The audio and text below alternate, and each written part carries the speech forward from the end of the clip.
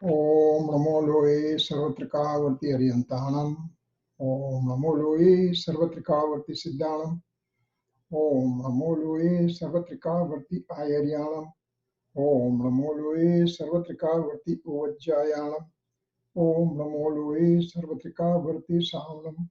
Omkaram Bindu Sanyuktam Nityam Dhyayante Yoginam Kamadam Moksadam Chaiva Omkaraya Namo Namah.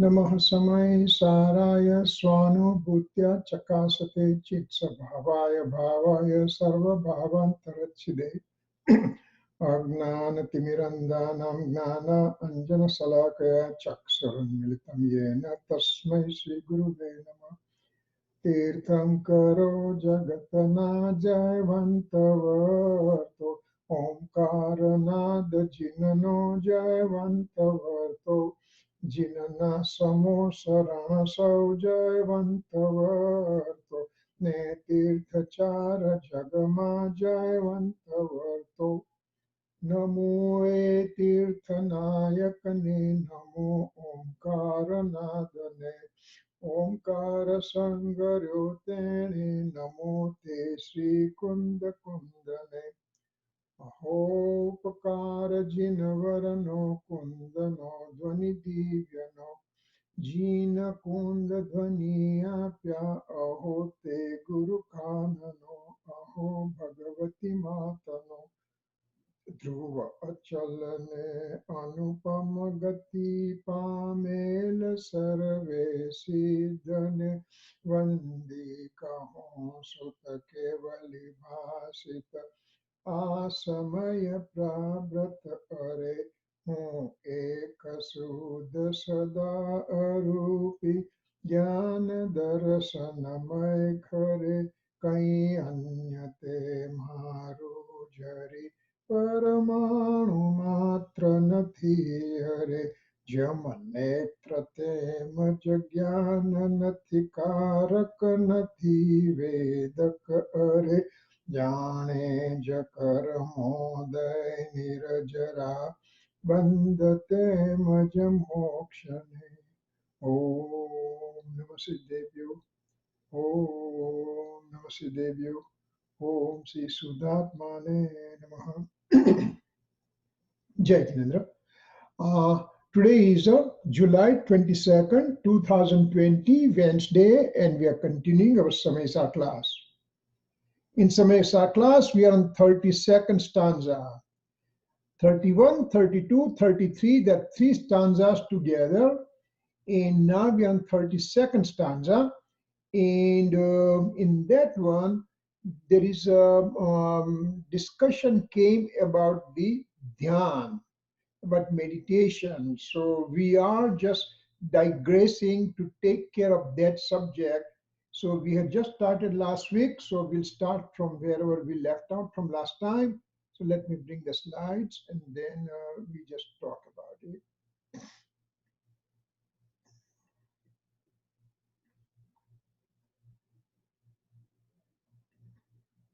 So the meditation, actually it's concentration, not meditation. Meditation is occurring in higher stages, but concentration. So concentration is of four different types that we talked about. Arthradhyan, painful concentration or mournful concentration. Raudradhyan, violent concentration. Dharmadhyan, righteous concentration. And Sukladhyan, supreme and absolute meditation. Arthradhyan, first to sixth spiritual development state. Raudradhyan, first to five spiritual state. Dharmadhyan, 5, 6, 7th, and 4th, 5th, and 6th, and first half of 7th spiritual development state.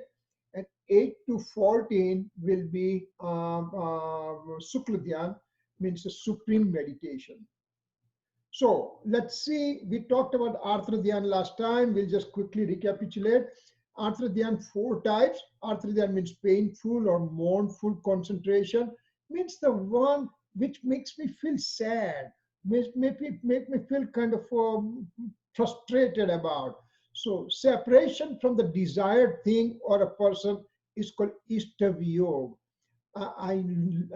My loved one passes away, or my lovely thing that I think it's one of the best thing for me, and I just lose that thing. So that gives me painful meditation. Getting undesirable thing. I went to the doctor and suddenly he says, "Well, I have something, some big disease is there, incurable disease is there, chronic disease is there, or whatever, whatever. Or I lost the money in the business, or God knows whatever." So, getting undesirable thing, my sorrowful thing occurs to me. Third one is a pain due to illness and concentration on how to remove it. So Vedant Janya Artha Dhyan. And last one is a hankering after enjoyment, means Nidan Janya, means I'm doing something with the idea that in the future I'll get some benefit.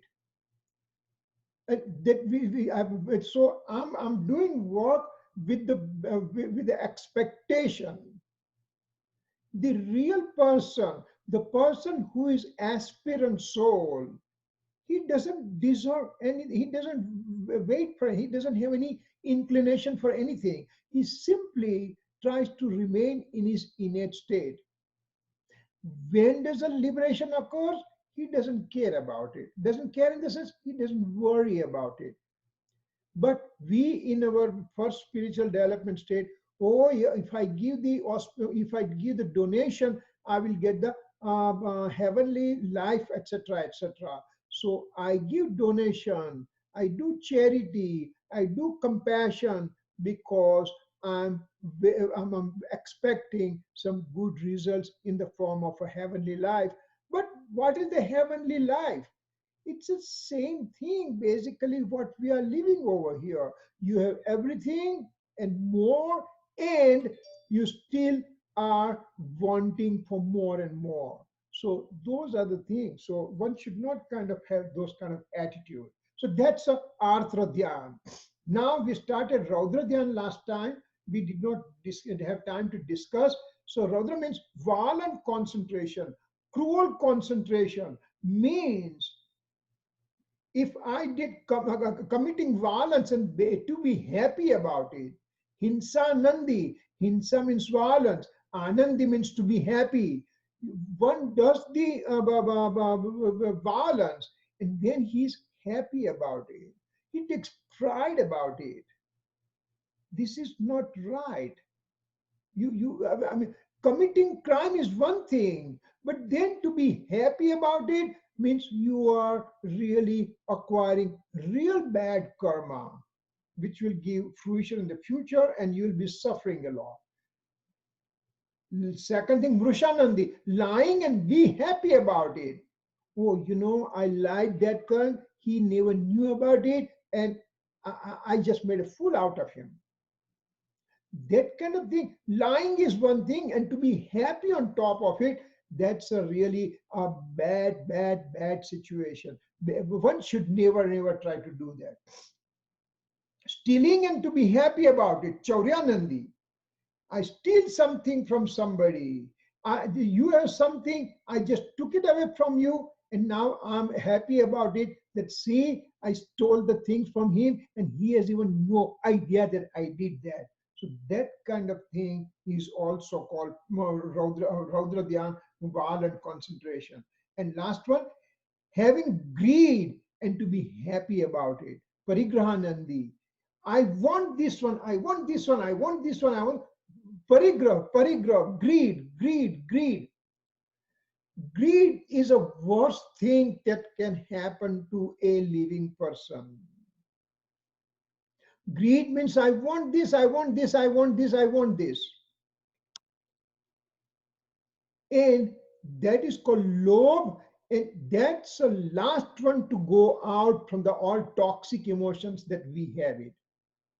I have anger, deceit, ego, greed types of toxic emotions.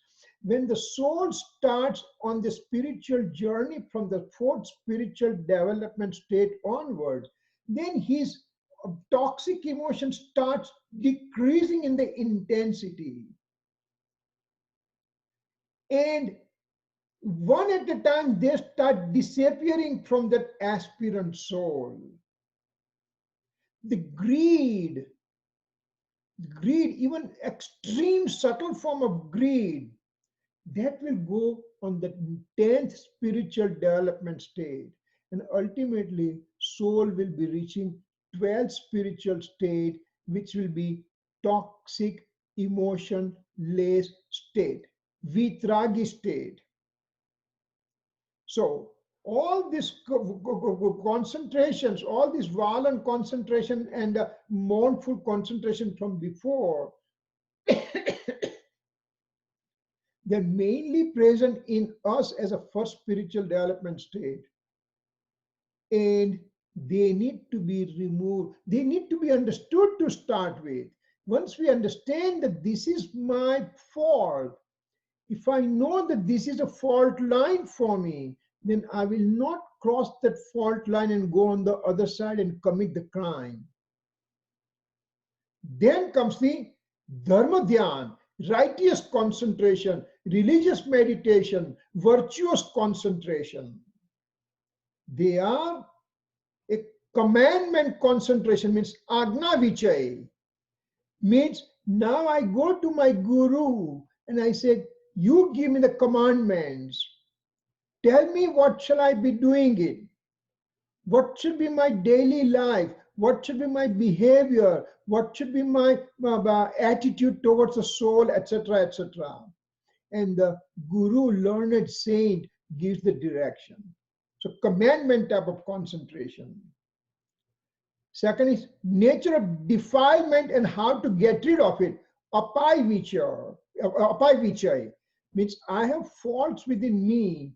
How to get rid of it, to think about it, to concentrate on it, that these are my faults, I should get it out.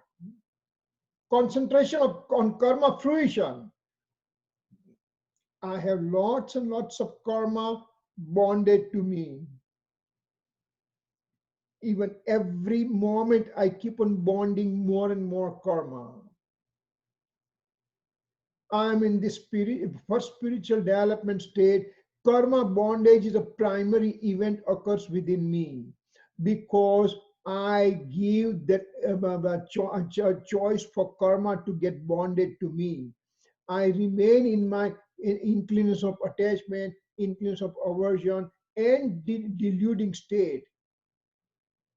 I have ownership. I have the ownership on the alien object. And that ownership is the reason for constant karma bondage. So I think about those situations. Where am I giving opportunity for this karma to come to me and get bonded? And those situations, he thinks about it and tries to remove those situations. Last one is concentration on the nature of universe, sansthan vichai.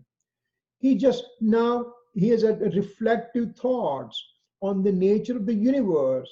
Who am I? Where do I belong in the universe? How long the universe exists? How long do I exist? And all kind of things to concentrate on it. That's called the concentration of nature of universe. So this is called righteous concentration. Occurs after fourth spiritual development state. Fourth, fifth, and sixth, and seventh spiritual development state, this kind of concentration occurs. Now comes the last one, which is the most important because that's the one takes one to liberation, and that's called Sukla Dhyan, supreme and absolute meditation. This is the meditation now. All other are called concentration. This is the Sukla Dhyan, meditation, ultimate thing, in which there are four different types are there. Prathak Vitak, pure concentration on different subject, means now the soul is having concentration on different aspect of the reality. Prathak means different. Vitak means concentration. Prathak vitark means different, pure concentration on the different object. Then ekatva vitark means pure concentration on one subject only. Now he thinks about the soul, and the concentration on the soul occurs only. Meditation on the soul occurs only. Sukshma Kriya Pratipati means pure concentration by taking refuge in the subtle body. This occurs in 13th spiritual development state. Means now the soul, excuse me, Aryan Bhagwan, he is about to get liberated, and at that time he just takes refuge in the subtle body. He just takes his attention away from the gross body. Now only subtle body he has the concentration. Kirit bhai, Yeah. can you please go in a little bit detail and little slower on the Shukla Dhyan? Shukla Are you Dhyan, going to repeat it? no. Basically, Shukla Dhyan will be occurring on 8, 9, 10, 12, 13, 14 spiritual development state. I know, but I want to learn these divisions, the ekatva, pruthakva. પૃથક વિતર્ક એટલે કે જુદા જુદા subject પર concentration meditation કરવું. એટલે કે આત્મા શું છે, એના ગુણ કયા છે, what's the relationship of more with the karma, etc. So those are different thought process going on. That's a So my question is, Kirit bhai, at this stage, at this gun sthanak, yes, this kind of thought process is there? because Isn't વિચારથી ભિન્નપણું, મનોવર્ગણાથી ભિન્નપણું? yes, yes. But શું છે કે this is on 8th and 9th and 10th and 12th and 13th spiritual development, 14th state. When we say vichar means the knowledge mode. So the first one is at 8th gunsthanak, right? પેલું 12માં તો ખાલી ત્રીજો ને ચોથો ભાંગો. Yes. Bharma might three, the second house, I think. The thought, this is the 13th. Sukshma Kriya Pratipati is end of 13, and End of 13.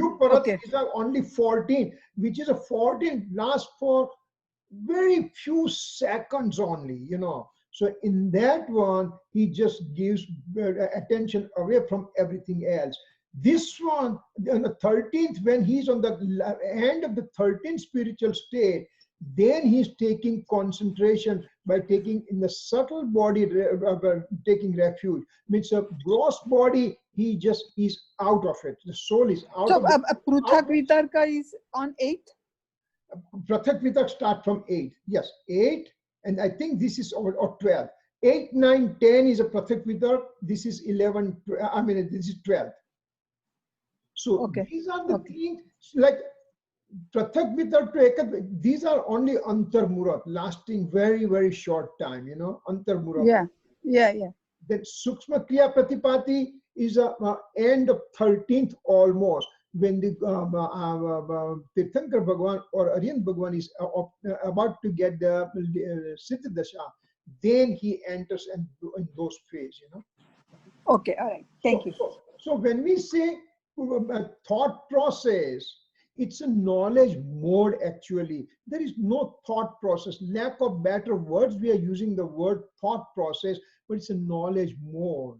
Pure knowledge mode is working, and this pure knowledge mode is doing all these things in which it tries to get out of the physical body gradually and tries to just settle down into the eternal soul substance.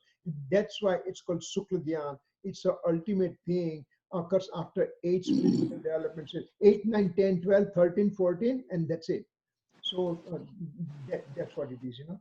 And now, 7 pachi to there are hardly any vikalpa, right? No, there's no vikalp. No, you are right. It's all knowledge mode only then. It's only knowledge mode. Yes. Yeah, you are right. Right? Okay. And then there is not much description in the literature also about this thing. They just mentions these things. I went through 3 or 4 different books, but there is nothing more can be found out These are only the thing that's they just write down that concentration on different subject, concentration on one subject, and then taking refuge in subtle body. And now here is, or he gives subtle body and only breathing and mind and speech. I mean, mind, speech, and body are discarded. Only breathing remains. You know, that's a 14 spiritual development state for few. I mean, less than few seconds. I mean, less than a second. Also, we can say. You know. 5 રસ્વ સ્વર બોલો એટલા સુધીમાં 14મું ગુણ સ્થાનક પૂરું થઈ જાય. Means it's just very, very, very transient phase, you know. Right. So it just says how this soul separates from the physical body, you know. That's what Sukladhyam is. So this way, this meditation part, that because okay, Prathak Vitar. First part of absolute meditation, it occurs from 8 to 12 spiritual development stage. It occurs on one having all 3 yoga present, mind, speech, and body are present. Over here, word without means scriptural knowledge, means Sutagnan. Because until 13 spiritual development state, there is going to be only scriptural knowledge, Sutagnan. So without means Sutagnan. One has to have complete scriptural knowledge at this point. He has complete scriptural knowledge. Scriptural knowledge is totally purified. Scriptural knowledge and transience of thought process from one to another. This thought process means this the knowledge mode goes from one to other, one mode to other mode. So that is the Prathak Vitar. Vitark and a vichar hoy che. That's what it says over here. Earth means aim. Substance and the modes are included in this earth. Vyanjan means vachan, means spoken words. Yog, activity of mind, speech, and action. Sankranti means changes. Earth, Vyanjan, and Yog Sankranti is known as vichar. Now, what we said over here, this vichar is present. What is vichar? What's a thought process? Thought process means, it says first, substance and modes are included in earth. Vyanjan means spoken words. Yog, activity, mind, speech, and action. And changes means all those things are called vichar. Can you explain that vichar, please? See, 1, 2, 3, 4, 5 bullets, that means it's vichar. First, earth. Earth means aim. Substance and modes are included in this earth. And what's the aim in this Prathak Vitarka? What's the aim over here? Then aim is a modes and substance. Vyanjan means vachan, means spoken words. So first is substance and modes, then second is spoken words, and third is mind, speech, and action, and Sankranti means changes. Changes occurring in all these things, they are called vichar. Changes in the substance and modes, changes in the spoken words, changes in the action of speech, mind and body, mind and speech action, and those changes are called vichar. And so it can change it from one to the other, to the third, to the fourth, and everything. That's why it's called Prathak Vitark. And these are only related to the soul and body only, his own body, nothing from outside. Ekatva Vitark, it's a second part of supreme meditation. It occurs on 12th spiritual stage. With this meditation, all 4 destructive karma come to an end. Out of 3, one of the yoga is present. Now, in Ekatva Vitark, mind, speech, and action, out of 3, one guy is present. One has to have complete scriptural knowledge at this point. Over here, there is scriptural knowledge, but no vichar present. When we gave the definition of vichar in the previous slide, that vichar is not present. So now it only concentrates on one thing. That's what it says, Ekatva Vitar. And again, this is what scripture said. I wrote down. Even it just doesn't make sense to me also. But hey, when the time comes, I had to worry about it. Right now, I'm not even 4th spiritual state, so why should I worry about 8 and 10 and 12 and everything, In this stage, vitark and avichar present. Vitark is there, but avichar. Avichar means all those mind, speech, actions, and all those spoken words, everything, they are gone. In this meditation, there is firmness of meditation. Dhyanma dhrarta thaisya means whatever the prathak vitark means 8 to 12, whatever it was there, now it becomes solidifies over here. Sukshma Kriya Sampratipati, this third type of absolute meditation, it's achieved at the end of 13 spiritual development state. Mind, speech, and mind and speech yoga are coarse type of body yoga. Mind and speech are coarse type of body yoga, and they are removed with the help of finer form of body yoga, which mind, speech, and body. So mind is relieved, speech is relieved, coarse form of body is relieved, only subtle form means of finer form of body yoga is present, and one with the Kai yoga has this meditation. So this is that subtle type of meditation with the help of a physical body, which is a subtle form of physical body. Gross form is already removed from the soul.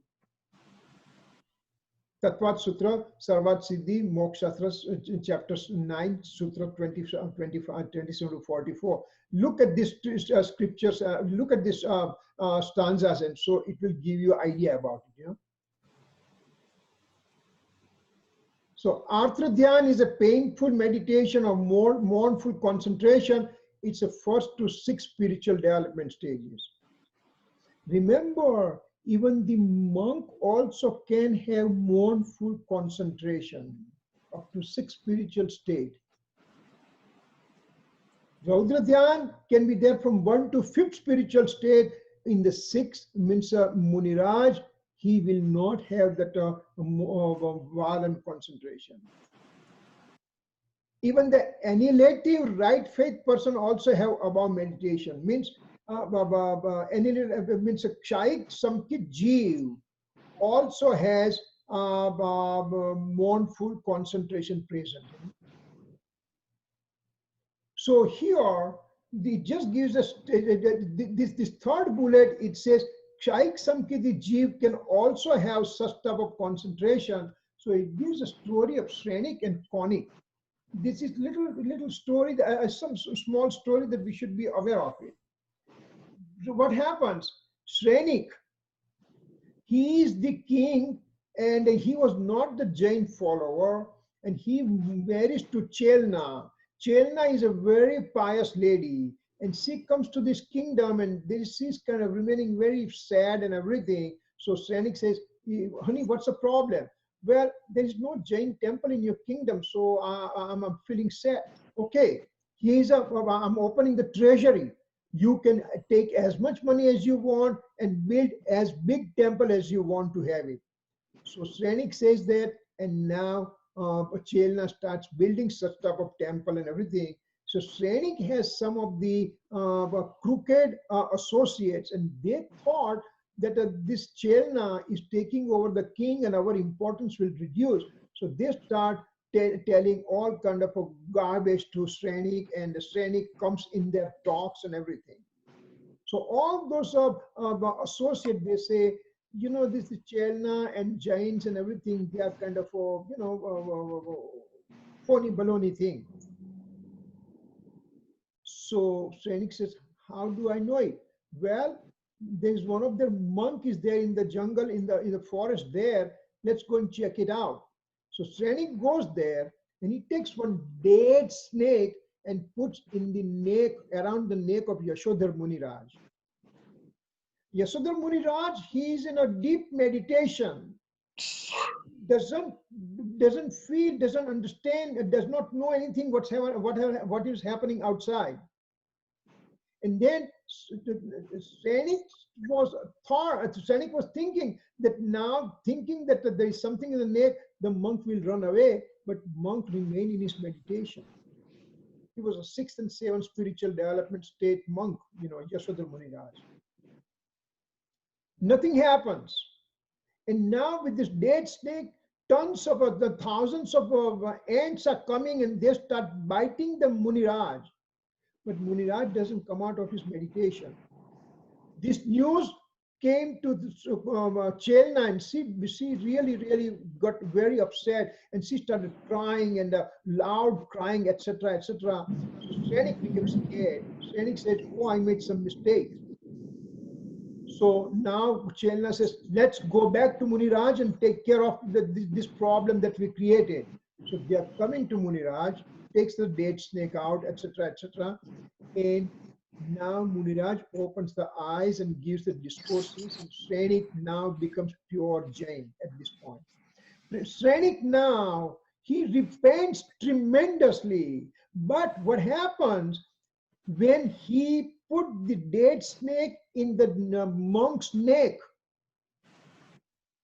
That means even teeny tiny types of discomfort to the holy monk can be the reason for extreme bad karma, and Shrenik bonded the karma for the seventh hell at that time. Thereafter, he became very pious person, and he goes to Mahavir's Samaysar, and he ends up getting Samyak Darshan. Not only Samyak Darshan, he gets the annihilative Samyak Darshan, means a Kshaik Samyak Darshan. And now he's so pious that he also binds the Tirthankar Nam karma. So next 24 sets of Tirthankar coming in the 82,000 years from now, the first Tirthankar will be Shrenik. But right now, because he just gave that discomfort to the Muniraj, that he bonded seventh hell's life. But after getting the annihilative right faith, Shaik Samyaktva, that life from seventh hell became first hell, and it now became 84,000 years of life. So that's what it's annihilative right faith. Now this Shrenik is having the right faith, and he's running the kingdom. He had a son born named Konik. This Konik, now prior to the birth of Konik, Chelna had a very bad dreams, and she realized that my son who is going to get born, he's going to be extremely bad. So this is the story said that she threw away the child after the birth into the garbage area. And some of the birds and everybody started kind of damaging the body of this child. Shrenik ends up knowing, so he runs to this garbage area, and then he just takes the child out and he sucks out all the wounds and everything from this child and brings the child home. But the child was bad. He was born bad and he remained bad. And when he grew up, he just put Shrenik into the jail, and he captured the kingdom. When Chelna ended up knowing this one, she again started crying and telling Konik that, "Listen, Konik, you know what you did? You put your father into jail. Remember, I have thrown you into the garbage, and he took you out from the garbage. He sucked your wounds and everything. He did so much good for you, and this is what you did to your father." So now Konik repents a lot, and now he comes to the jail. Now, him being a king, he has a sword and everything on his hand. And when he's entering the jail, just cell of the jail, then Shrenik thinks that Konik is over here to kill me. And so Shrenik takes the poison, and Shrenik ends up dying. What it tells over here right now, the story, whole story, that Shrenik, having the annihilative right faith, but he has a faulty conduct. He just wrongly thought that Konik is trying to kill me, and he had the fear of a death. So he said, rather than him killing me, I'll kill myself. So even Shaik Samkiti Jeev can also have a fault of the conduct. That's what the whole story's meaning is there. And so the Shaikh Samkit doesn't mean that everything Your is. uncle. Yes. Let me add something here. I'm not adding it. I'm sorry. I read that even a Shaikh Samkit Jeev, I think there's like 4 leshyas, right? Or 5 leshyas or something like that. There are 6 leshyas. 6 leshyas, yeah. So I think the worst one is the black leshya, the Krishna leshya. Yes. So I read that even a Shaikh Samkit Jeev can have Krishna leshya. Yes. But that Krishna leshya, which I would imagine that killing yourself, that level of despair, Yeah. will be Krishna leshya. Black leshya, yes. But even that leshya, with the degree of, if you can imagine, I don't know if anybody's listening who's ever wanted to kill themselves. I certainly haven't, but I can imagine it's deeply troubling and deeply despairful. So even with that degree of despair, it is still not Anantanubandhi Kasai, because they still know that, I am soul and this is not me. Just.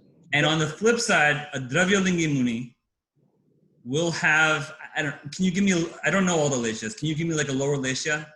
Okay, the 6 leshyas are, first thing, what is leshya? It's a Gujarati word, Kashai Anuranjit Atmana Parinam. Means the soul having the modification due to presence of toxic emotions or presence of Kashai. Okay, now, they could be auspicious inclination or inauspicious inclination.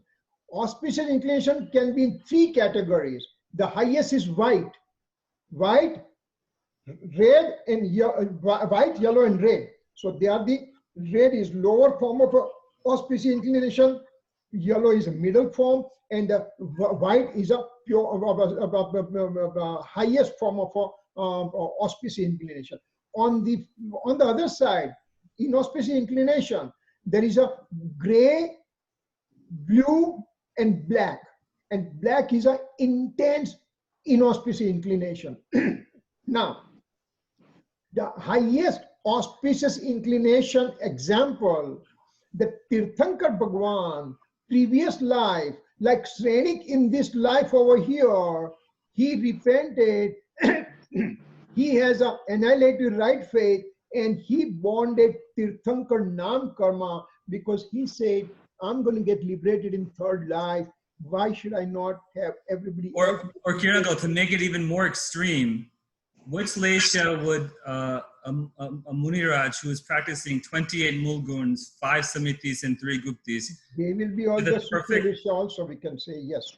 Yeah. So even that Muniraj, if it's a Dravyalingi Muniraj, will, even though they have like the lowest or like a really terrific leshya compared to Krishna leshya, they're still, and you know what? To the external observer, to the person, like the ignorant person like myself, they'll be in absolute peaceful meditation with ants crawling up their legs, or chanting like I am the blissful soul, or whatever it might be, whatever you and I characterize or associate with peacefulness and calm and religiosity and so on and so forth.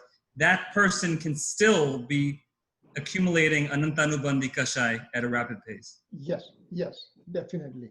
So that's what it says over here, that the highest form is a white coloration given, means a auspicious inclination of the highest type. And inauspicious inclination of the highest type means I kill 6 million people, and then I take pride that, well, I killed them and they were supposed to die with my hands. That kind of inclination could be extreme inauspicious inclination. So they are given black color, and everything else can fall in between those 2 colors. So over here, what Ankit is trying to drive the point that Srenik, he had a black leshya, means extreme form of inauspicious inclination, thinking that I'll be killed right now. Now, that's a fear. The fear instinct finally goes on 8th and 9th spiritual development stage. So now he's in a 4th spiritual state. So he still has that fear instinct, and for that he took his life away. But in the sense, even having the Shaikh Samyak annihilative right faith, it's a highest form of thing from the right faith perspective. But still, the conduct weakness can be present. And that's what over here we are trying to understand. Let's see, there is a question or something. Is vichar same as vikalp here? But Tanvi says like, Kirit, I guess so. When I read this, what struck me is how I will only speak for myself. How often I mess up and confuse Leshya with Kashai, or Leshya with the degree or the classification of Kashai. It's a mistake I make all the time, and I think this point here very clearly delineates the falseness of at least the way I confuse these things. yeah. But remember, the inclination of attachment and inclination of aversion, rag and dvesh is present. It's there all the way up to 10 spiritual development state. So from 1st to 10 spiritual development state, it's there. Now, intensity of that rag and dvesh, that is called lesha. Intensity, what is my intent? I have a extreme intense thought process. I would like to have a temple in my place, and I put everything. So that is your kind of influence of attachment in a positive, auspicious inclination, and that's on from the positive perspective. At the same time, I can have inauspicious inclination. I would like to make somebody's life miserable and things like that. Their intensity, and they are called lesha. So kashai anuranjit atmana parinam means the soiled instinct of the soul is given coloration according to the intensity of auspicious and inauspicious inclination. That's called lesha over here. Now, Tanvi had a question about vichar and vikalp are the same. In this section, when we say vichar was said something different. But in generally, vichar and vikalp are used interchangeably. But again, if you go to specific about it, vichar means thought process. Thought process is always associated with the inclination of attachment, and that's why it's called thought process. That's called vichar. Vikalp is a nature of the knowledge mode. Knowledge mode has a capacity to know by division and by indivisibility, and with the knowing by division by the knowledge mode is called vikalp also. So that vikalp has a different. Isn't vikalp the instability of the knowledge mode? Isn't that what vikalp is? Isn't the focus on instability? No. Vikalp can be divided. Like the opposite of sthirtha.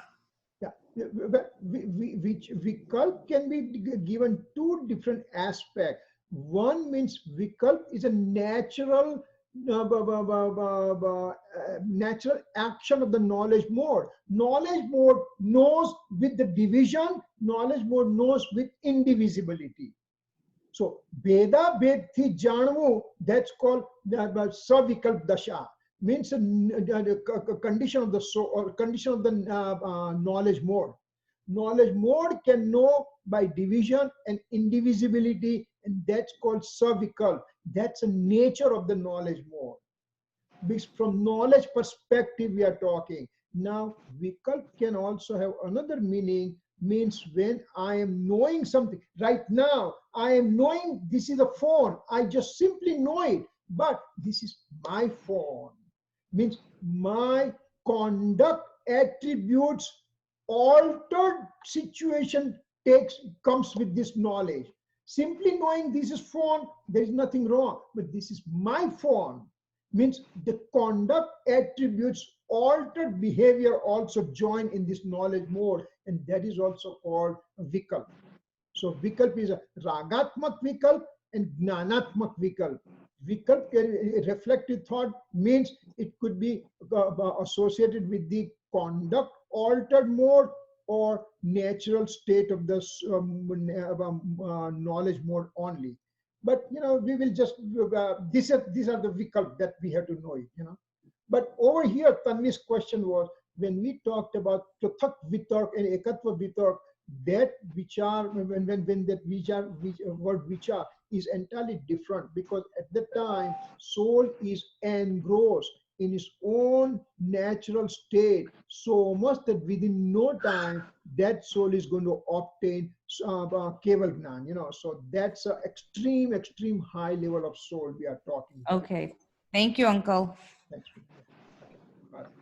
Okay, so let's go further on this one. So Srenik and Koenig, I mean, it's some of the Prathmanu Yoga stories are really meaningful, giving us the idea about how that a Kshaik Samyatva person can also have faulty right conduct, and that's what we just knew over here.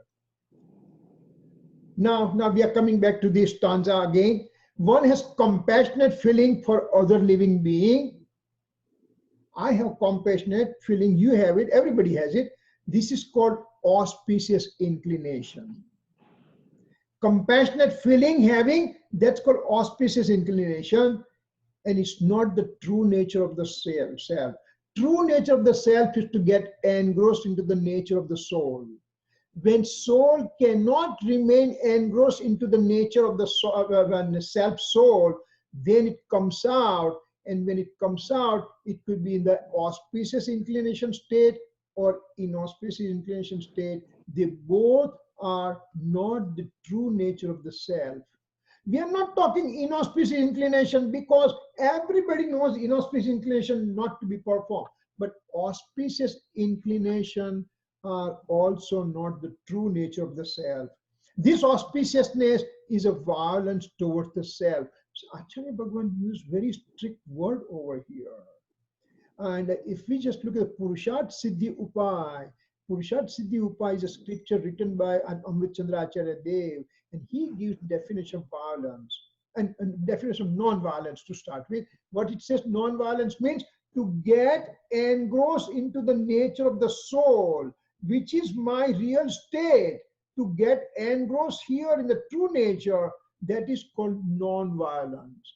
And when I come out of this true nature, and when I go in auspicious, inauspicious inclination, that means I'm out of my true nature. That means I'm disrespectful to my true nature, means I'm committing crime to the true nature. That's why it's called violence. Now, I'm doing auspicious thing and you're saying violence? Yes. Because remember, sugar, no matter where that sugar is in this world, or what time, 100 years back, 100 years from now, whenever it is, whenever and wherever, it will always give sweetness, no matter where, no matter when. Same thing, wherever and whenever I'm supposed to be in my true nature of self, in the knowledge mode or knower soul substance mode only. Instead, I come out and I become my altered state. That's why this auspiciousness is called violence towards the self. This kind of a so strong word just to convey the point in our mind. Srimad ji said, Kshana Kshana Bhayankara Bhava Marane Ka Aho Rachi Raho. Every moment you are killing yourself. Huh? How can I be killing myself?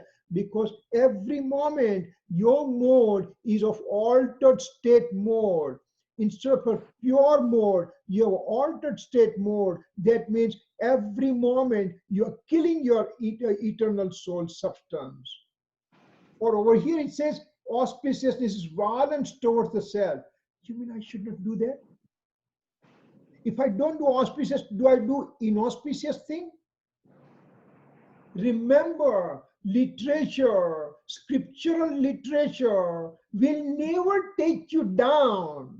They will always be doing something to uplift you. So when it says auspicious is violence, means it says you go to true nature where there is peace and non-violent state waiting. So it is always for your upliftment. This weekend I got a yeah. Kirit uncle. Yeah. So on this point, I recently read Pandit Toromaji uses the analogy of a disease, right? Mm-hmm. So typically he uses the analogy of a disease to describe auspicious and inauspicious inclinations.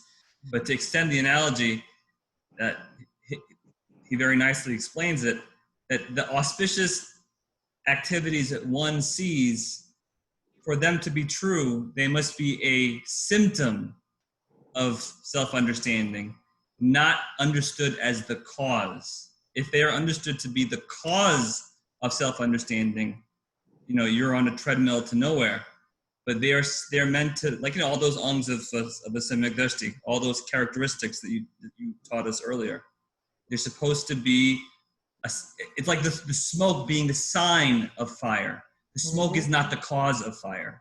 Yes. I suppose. So similarly, over here, when somebody has realized the soul and he's also seen an auspicious activity, is it violence toward the self? Yes, at that time, for that aspirant soul, auspiciousness is also violent towards the self, but he's acutely aware of it. He knows that he's not supposed to do that, but he ends up doing it. But he's not fond of it. While us, we are, oh, I did auspiciousness, and then I just make it whole world end up knowing that whatever I did, I gave $100 donation to the temple, and whole world end up knowing about it. That means I nurture this auspiciousness. The learned saint and aspirant soul, they have auspicious, they don't nurture. They are acutely aware of it. That is their weakness. I was about to say that last week, this weekend, I got somebody's message from India, and they say that they heard some muni or some sadhu, whatever, gave a lecture and said only Tirthankar Kevalis are called Aryant, and Samanya Kevali, they are called Sadhu. Once again, the Aryant can be anybody, but out of which a special category is Tirthankar. So, isn't an Aryant a 13th Gunastan Jeev? Yes, 13 good. But that person who was giving lecture, he said that because they cannot be Tirthankar, so they could be considered as Muni only. Now, think about it. 13 spiritual development state with a Keval Gnan, and you are downgrading him to Muniraj state? How can you do that? In fact, other way around, that scripture says that the Muniraj, they are the chalte phirte Siddha Bhagwan. They are walking Siddha Bhagwan. Means Muniraj is being compared to the Siddha Bhagwan. And here, so Kirit, but if you take it from that perspective, maybe it was not meant as a criticism. No, but because they say it was saying that has to be included only in the, not in a Panch Parameshti, in the Aryan state. No. Right. Naukar mantra, Kirit bhai, Naukar mantra, Shwetambar Sampradayama, when you talk about Naukar mantra and Namo Arihantanam and Namo Loe Sabba Sahunam, Kevdi Bhagwan comes under Namo Loe Sabba Sahunam. It's not degrading or upgrading. I don't think it's meant to be like that. Whatever the reasoning they have, that is what we were taught. But what I'm trying to say, that remember, the sixth and seventh spiritual state, Muniraj, has a Sutagnan. Sutagnan is like a lamp. In the darkness of the room, you put the lamp and it just lights your whole room. But the same lamp in the daytime, what good it is? It's useless because sunlight is so strong. So Keval Gnan is so strong that the Sutagnan has practically no value in front of Keval Gnan. So now 13 Gunsthana Keval Gnan Jeev, you are comparing with the six spiritual development statement, degrading that one. Think about it, because okay, Tirthankar Bhagwan gives the discourses, but Kevali Bhagwan also obtains Keval Gnan. And what do I worship? I worship Keval Gnan. So I want to have Keval Gnan. I'm worshipping that Keval Gnan. And I'm putting that one as a Sutagnan only. Think about it. This is from Kirit Bhai. This is the way it is being considered is that when you take an Atma, every Atma has all Panch Parneshti Gun in it. This is just bad for us to know. Aryan, Siddh, Acharya, Upadhyaya and Sadhu, all the guns of all five equals 108. Every pure soul has it. So it's not downgrading or upgrading. It is just the division that way. So it's not meant to be. And Sadhu Ma, then from 6th Gun Sthanak all the way up to 13th Gun Sthanak is considered. So Kevali Bhagwant and Samyak Drashti and up, 6 and up are considered part of Sadhu because of this reason. No, even Aryan, up to 12th, yes. Aryan Bhagwan also is considered as a Sadhu. No, I think, but you tell me, does it make sense? I think what doesn't make sense to me, Kirit Uncle, is if you have a 6 or 7 Gunasthana Jeev, which is what a Muniraj is, it strikes me as puzzling that they would be coming into their 6th Gunasthan and talking about essentially beds in different Jeev along this. I mean, I would imagine they would be, thinking about something perhaps more abhid rather than this sort of subject matter. Well, if it is a different way of thinking, but to me, it is a different way of thinking. Yeah. It's a different way of thinking. No, but it's a different way, but it doesn't make sense. I mean, if any way we cut it up, because remember, what do I want to? Okay, Aryan Bhagwan means Tirthankar Bhagwan. I want to be Tirthankar. Yes, okay. At the same time, there is also non-Tirthankar Aryan, and I would like to be Aryan also. And because I would like to have Keval Gnan. So I'm worshipping Keval Gnan. It's not that because he cannot give discourses, so he can be considered a 6th and 7th spiritual development state. What point I'm driving over here, auspiciousness is violence, means but Acharya Bhagavan wants you to go higher up. And that's why they say this is violence. This is, it doesn't say that you should not do auspicious, but your aim is so high that you should consider this thing as a violence. So you just don't give importance. You do that one. 4th spiritual development state, 5th and 6th, you will do, one will do auspicious inclination, but one is to be acutely aware of it that is not my true state.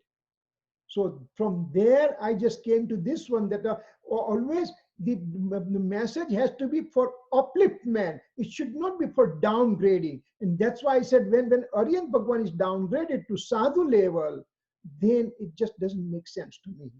It just, I mean, no matter what way you cut it out, it just doesn't make sense.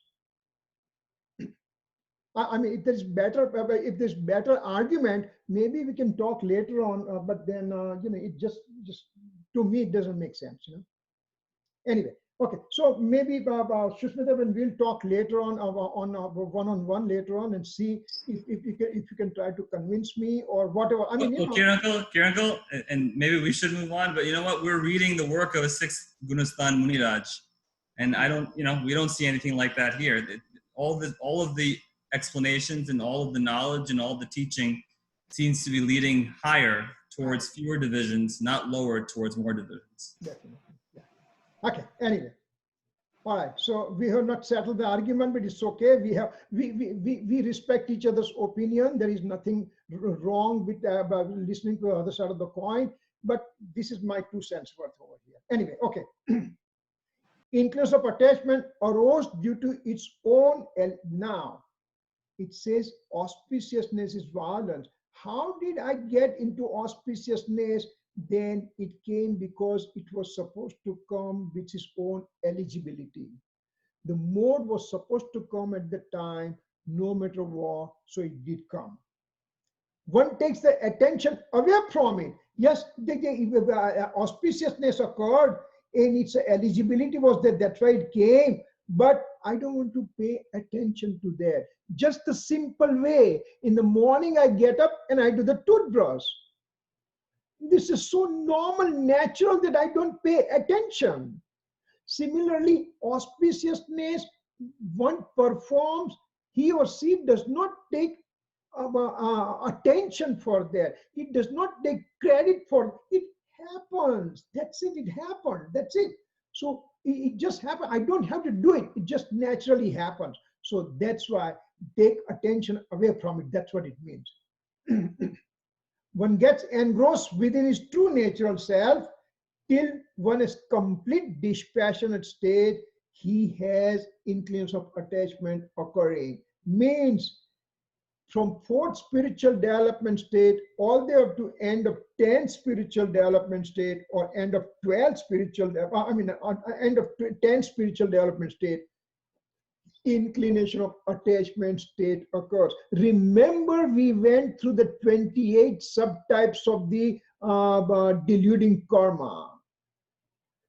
The last guy out of the 28 to go away was a subtle form of a greed, which will go in the 10th spiritual development state. So thereafter, the soul ends up getting dispassionate state, means vitrakta on 12th spiritual development state. So it remains there, but even from 4 to 10, the aspirant soul does not pay attention to this auspiciousness. He performs that, but does not take credit for it. The clerk in the bank is counting thousands and millions of dollars every day since morning till evening. She does work perfectly, but she has no attachment to that one at all. She does the work, but has no attachment. Similarly, influence of attachment is occurring to such soul, but they have no attachment. They don't take credit for that. Living influence of attachment state and getting engrossed in the eternal self is a second form of laudation.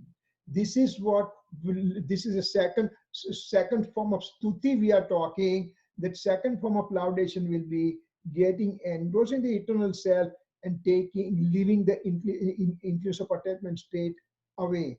And in this 32nd stanza, leaving this state means to suppress this feeling of influence of attachment state. Means it is upsham, means to suppress, means I have influence of attachment, I'm suppressing so that I get a purity, further purity. But it's a second, this 32nd stanza talks about suppression, and the 33 stanza will say complete removal of all those influence of attachment state. Influence of attachment was arising due to karma fruition acting as instrumental cause. Now, influence of attachment arose because of me, but at the same time there was karma fruition present as an instrumental cause. This is the bhavya, means eligibility of the altered mode in the form of influence of attachment. This is called bhavya. The inclination of attachment mode originating within me is called bhavya. This influence of attachment mode is called bhavya.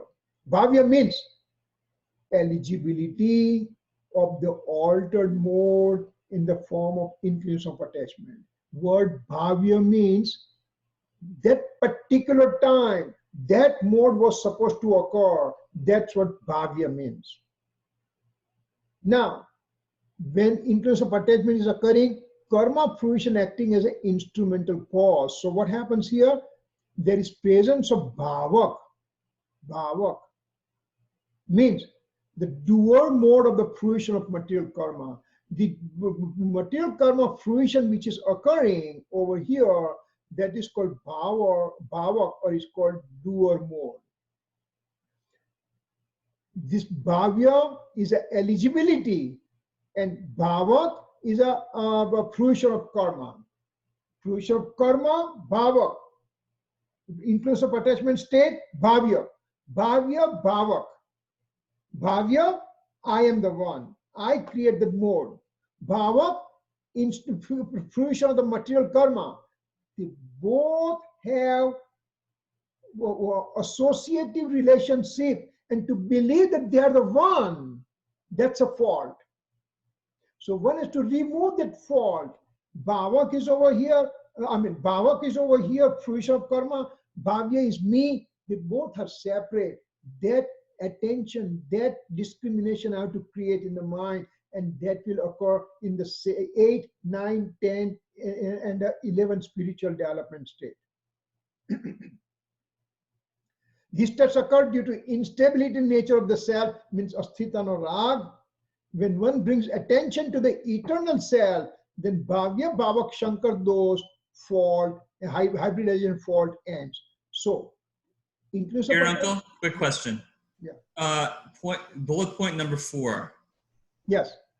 Now, I know you explained Vikalp earlier, and I understood your explanation. You know, both explanations I understood. Is there any relationship or tie-in at all with bullet point number 3 in terms of Vikalp? Is that an alternate understanding of Vikalp, or is it? Do I just have it completely wrong? No. I'm getting lost in your question. Okay, so do you remember how you explained Vikalp about 10 minutes ago? Yeah. You gave 2 separate definitions. One in terms of knowledge, a division of knowledge, as opposed to knowing something completely and internally. Yeah. And then you also gave another definition, which is, I'm embarrassed, but it's escaping me right now. It is a conduct modes, altered mode of a conduct attribute. Altered mode of a conduct attribute is called rag. Okay. In other words, charitamo, correct? Charitramoni. Yes. All right. So my question is, bullet point number 3. I'll read it. This state occurs due to the instability nature of the self, asthirta nurag.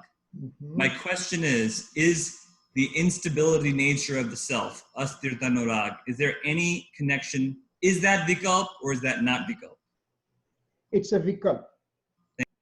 But remember one thing.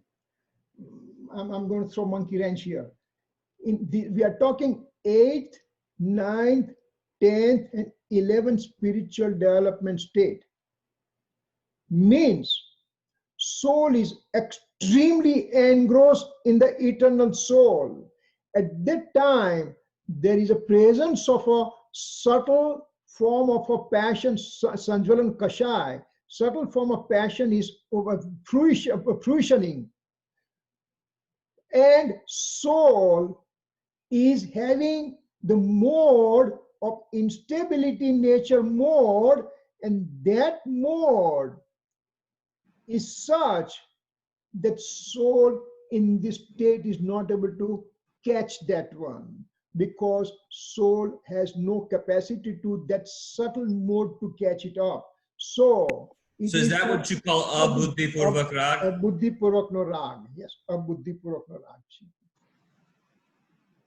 So again, it occurs to the instability nature of the cell, but it is so subtle that again, soul has knowledge is very, very fine, but still that finer form of knowledge is not able to pick up this state occurring to him.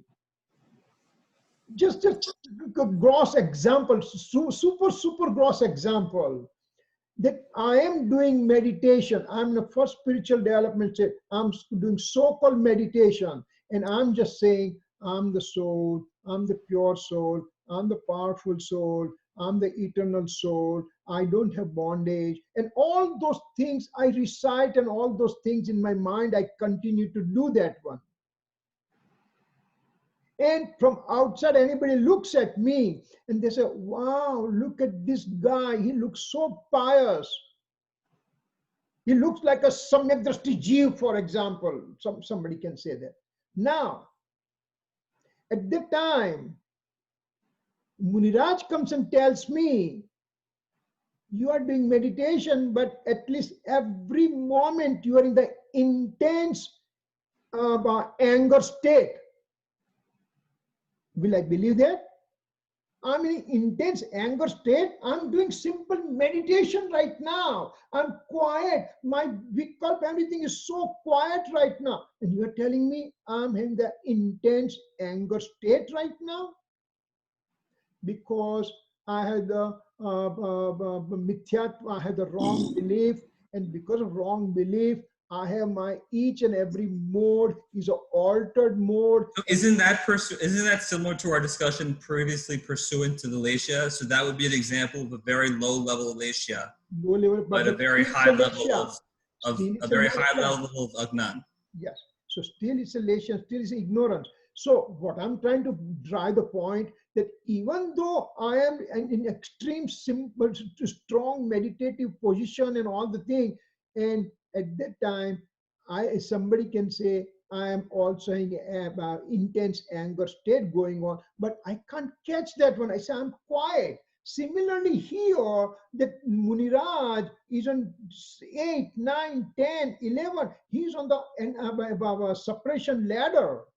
His purity is increasing by leaps and bounds.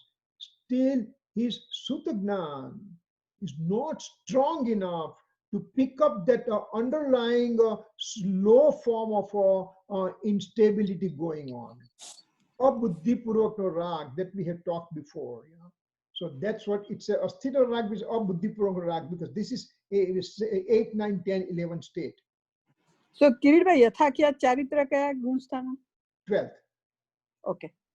11th will be called Charitra Sampurnata, but it will be Upsham Charitra, means it will be remaining transiently and then soul will fall down from there. So here we are talking 8, 9, 10, 11 only. From 11, there's a dead end, he is going to come back. There's no progression thereafter. You know? So when we say that attention to the eternal self, when one brings attention to the eternal self, then this Sankar dose comes to an end. So in a 8, 9, 10, 11 state, it is transiently came to an end because those things those things got suppressed.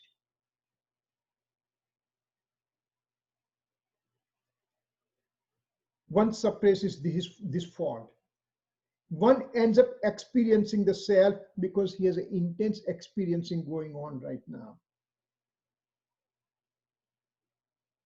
By getting further engrossment in the nature of the eternal self, one removes the hybridization fault of eligibility of the altered mode and karma fruition doer mode. That bhavya bhavak shankar dosh is to be, that hybridization fault is removed. This is called laudation of the Tirthankar Stuti from absolute point of view.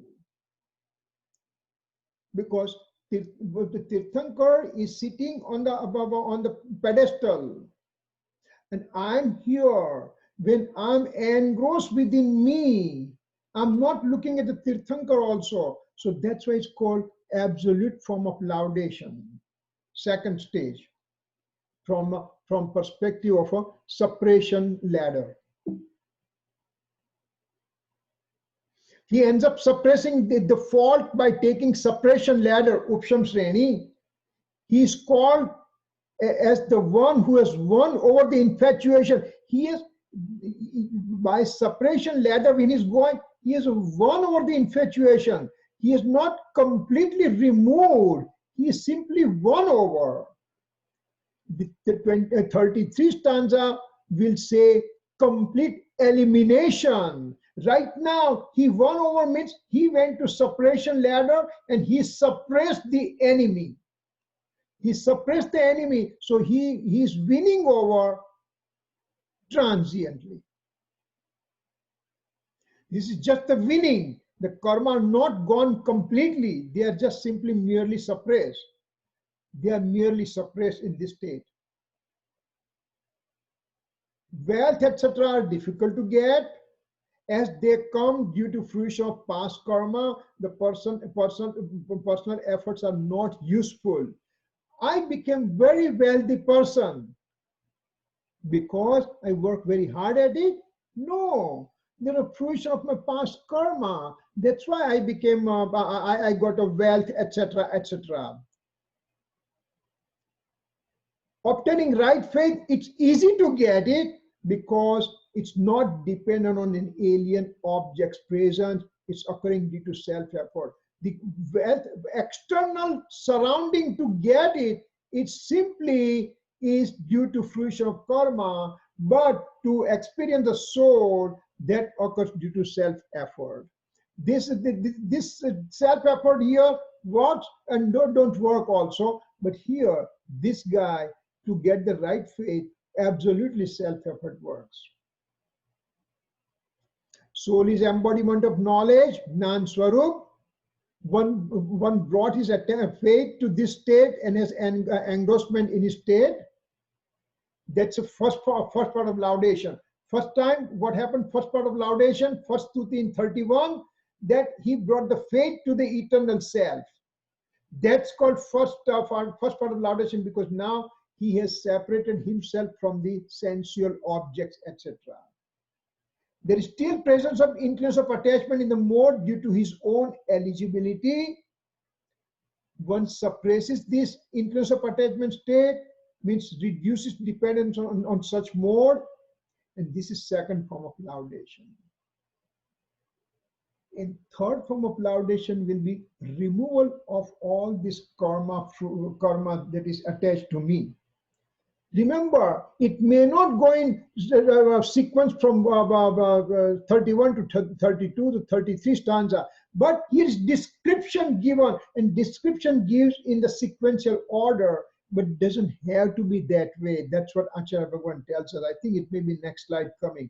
Here one has removed the hybridization fault of eligibility of the altered mode and karma fruition doer mode. Bhavya Bhavak Shankar those is been removed over here.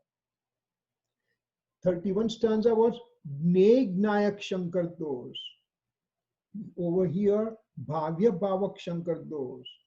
Megnayak means object of knowledge and knowing capacity, knowing. That's a hybridization fault was removed. Over here, there is a there's an altered mode and karma fruition hybridization fault is removed. The altered state occurring in the soul with karma fruition as instrumental cause is denoted as moh over here. Altered state, leaning over alien object, fault of the conduct mode. So altered state means over here, fault is over here. I have my fault with my own altered mode of influence of attachment and aversion. Instead of more, one can use influence of attachment, influence of aversion, anger, deceit, ego, greed, quasi-karma, mind, speech, body, etc. So Gurudev Sri says, and that's what Amrit Chandra Acharya Dev has written in this stanza, that mainly we talk all these things from the from more perspective we talked over here so far.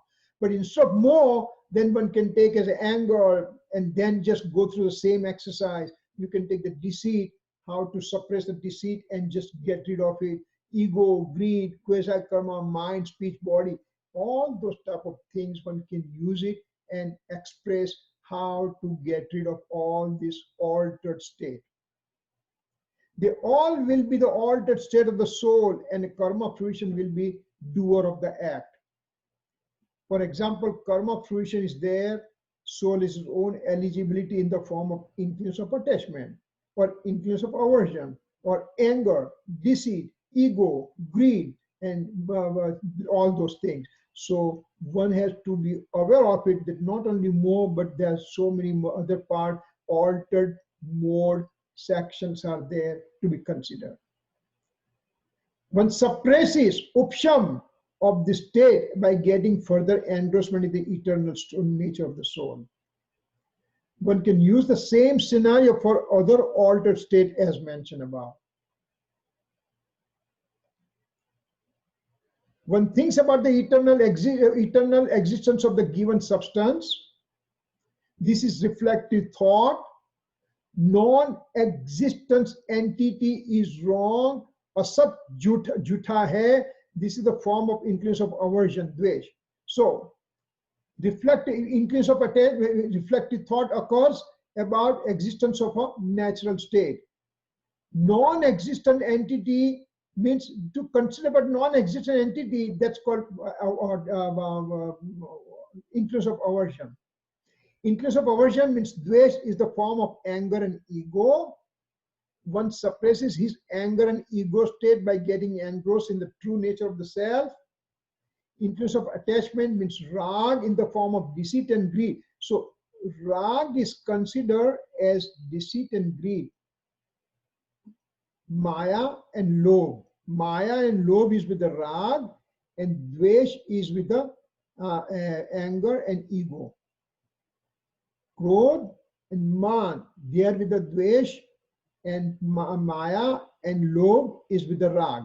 So when you say rag dvesh, or when you say anger, deceit, ego, greed, that means it's of one and the same thing. One suppresses this type of these states by getting engrossed in the natural state. To take attention away from the karma is called winning over karma, suppression of the toxic emotions. We just have won over, we have suppressed them, we have not eliminated them yet. In this stanza, one forcefully gives up deluding state or altered state. With weakness in the mode, the enlightened person is aiming toward the fruition of karma, the doer of the reaction or bhava. Means, even after getting samyak darshan, I have certain weaknesses within me, and that weaknesses makes my attention to the fruition of the karma. This produces altered state in the soul. This state occurs in the aspirant soul, including monks. When one takes refuge in the eternal self, then the aim towards the instrumental cause in the form of fruition of karma gets suppressed, or it's called upsham. So it just shows ultimately these are the didactic thing that Acharya Bhagwan is trying to tell us.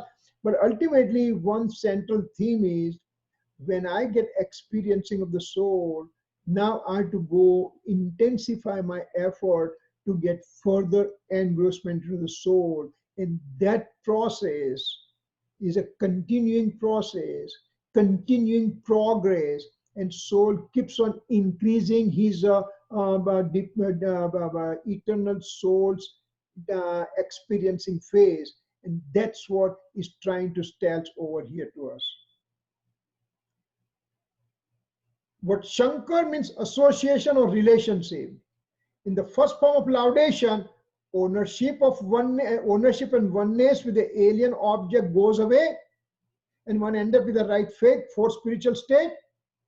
Ownership is the fault of the faith.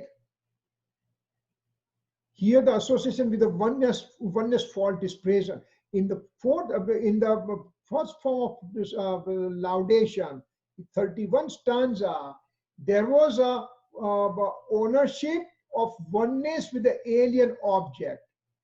That one we took it away, and that's why we end up with the right faith, and that's a fourth spiritual state occurred. Now, there is associated faults are still present. In the second form of laudation, there is oneness type of fault. still, no, I'm sorry. In the first form of laudation, there was oneness of the oneness fault was there, it was removed. Here, there is no oneness type of fault, but still there is fault due to having association with the fruition of karma, due to his instability nature. So over here, oneness was a problem, over here, instability is a problem. I have intense association with the alien object in the first spiritual state. That is separated out. But now I still have some minor fault remaining within me, which is called instability nature. Knowledge has self and alien knowing property. Let's see, time-wise. If we have 5 minutes are there, I can go through a couple of slides probably. Knowledge of self and alien knowing property, first form of laudation. When knowing only the alien object and not knowing self. First form of, when knowing only the alien object and not knowing the self, that is the first spiritual development state that I was in. Here it is called having oneness and ownership with the alien object, means wrong faith, mithyatva. In the second form of laudation, while knowing alien object, one continues to know about the self. Here, self-knowing is already there. This is simply association is there. Here, there was a oneness was there. There is a oneness is there. Here is only association in the second form of laudation. Suppression means upsham of the altered state by intensifying the attention drawn to the self.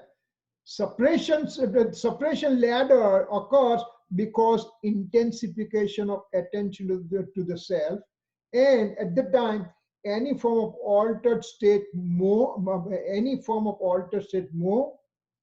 includes of attachment, deceit, greed, includes of aversion, anger, ego, condition due to karma, condition due to quasi-karma, condition due to mind, speech, and action. All these things are lump sum together. They are called moh, and that moh needs to be removed.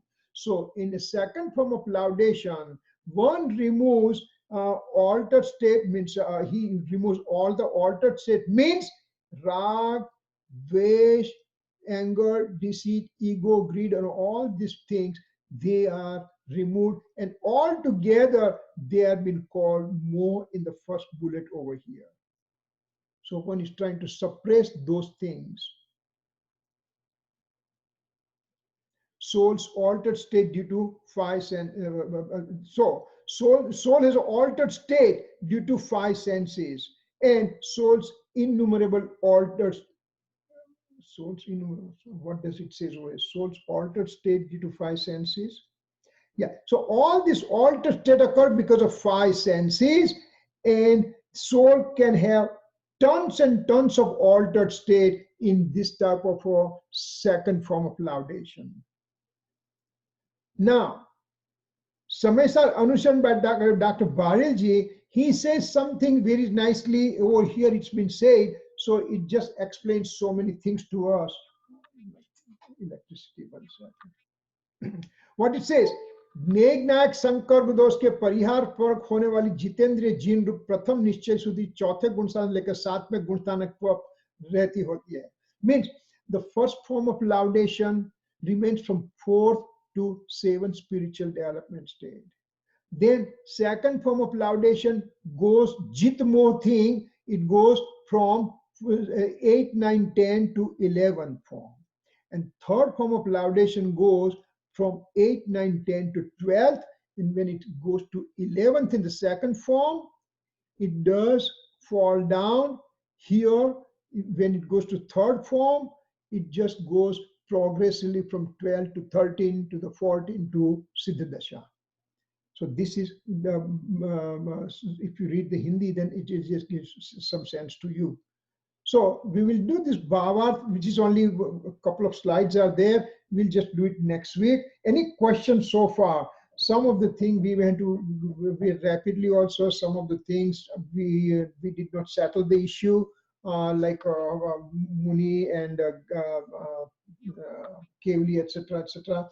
But it's okay. The difference of opinions are important. It's important to have it. Any questions so far?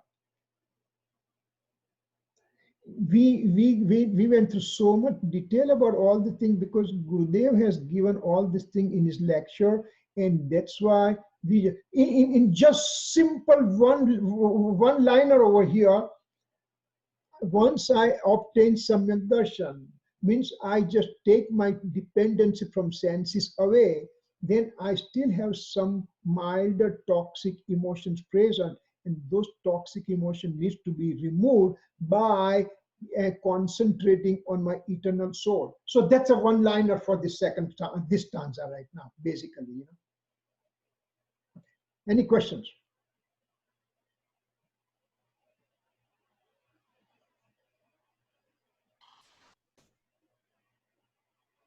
Yes? No? Okay, then we'll do closing, okay? जावाणी के ज्ञान से सूझे लोकालोक, सोवाणी मस्तक नमो सदा देता हूँ धूम. 9 times नमो का मंत्र.